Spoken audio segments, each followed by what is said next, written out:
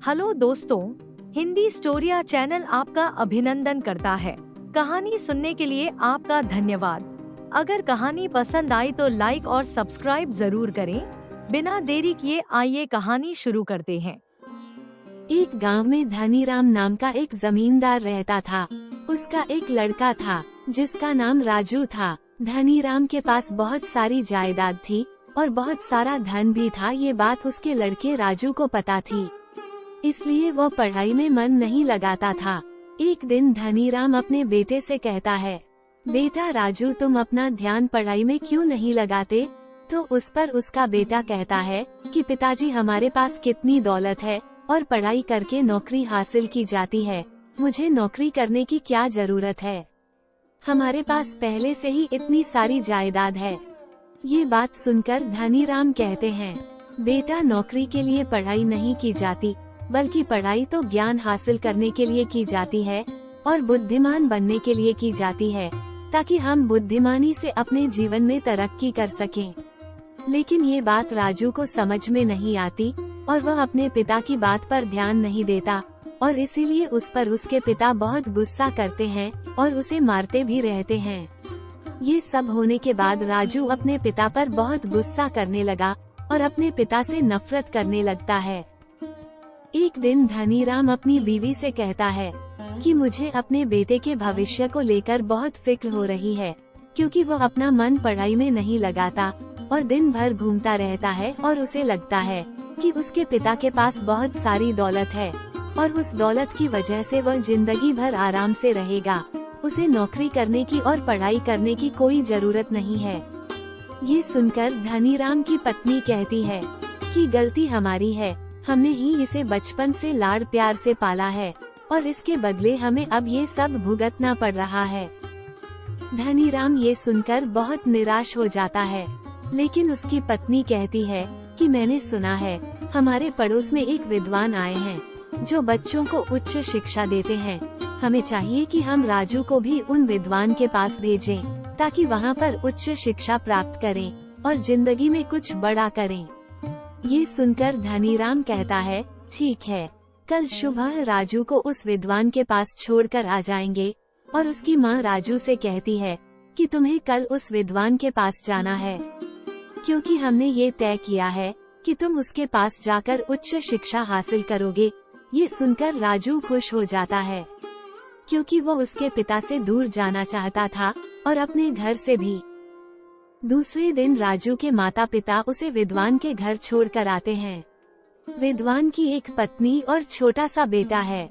जैसे ही विद्वान को पता चलता है कि जमींदार का बेटा उसके पास शिक्षा हासिल करने के लिए आ रहा है, तो वह अपनी पत्नी से यह बात कहता है और उसके पत्नी कहती है कि हमारा बेटा भी अब बड़ा हो रहा है, उसे भी आपकी शिक्षा की जरूरत है। ये सुनकर विद्वान कहते हैं कि हाँ, कल से मैं राजू और अपने बेटे दोनों की शिक्षा शुरू कर दूंगा। दूसरे दिन जमींदार अपने बेटे राजू को विद्वान के यहाँ छोड़कर जाते हैं और विद्वान से कहते हैं कि मेरा बेटा वह बहुत आलसी है, उस पर विशेष ध्यान देना। ये सुनकर विद्वान कहते हैं कि हाँ, आप निश्चित रहे, मैं आपके बेटे को बुद्धिमान और जिम्मेदार बना दूंगा। राजू अपनी शिक्षा पर बिल्कुल ध्यान नहीं देता। इससे विद्वान बहुत नाराज हो जाते हैं और उस पर हर समय गुस्सा करते थे।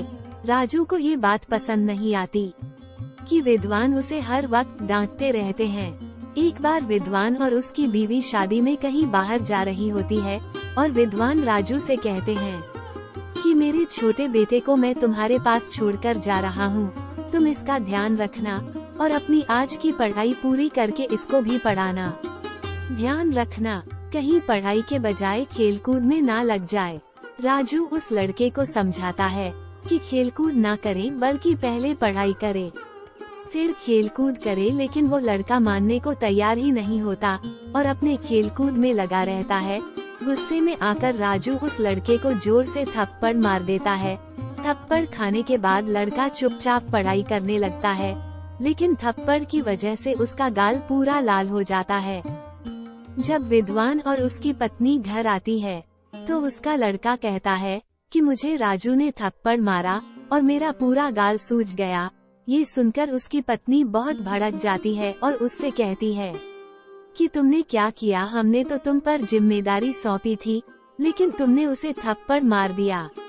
ये सुनकर राजू कहता है कि मैंने अपनी जिम्मेदारी निभाई है, पढ़ाई नहीं कर रहा था इसलिए मैंने उसे थप्पड़ मारा, अब वो पढ़ाई कर रहा है।